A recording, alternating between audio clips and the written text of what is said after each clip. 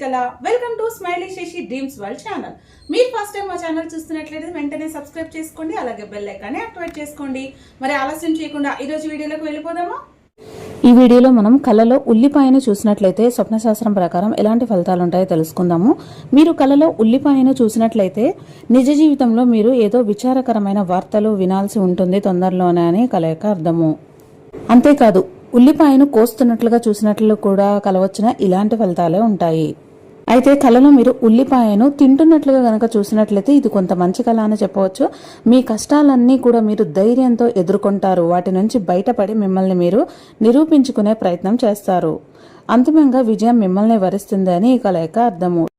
కళలో ఉల్లిపాయ కుళ్ళిపోయినట్టుగా గనక మీరు చూసినట్లయితే ఇది మీ మనసు ఆందోళనగా ఉన్నప్పుడు, ఒత్తిడితో ఉన్నప్పుడు ఇలాంటి కళలు వస్తాయి. తెలుసుకున్నారు కదా, ఉల్లిపాయ కళలో కనిపిస్తే ఎలాంటి ఫలితాలు ఉంటాయి. మళ్ళీ ఇంకొక వీడియోతో కలుసుకుందాం.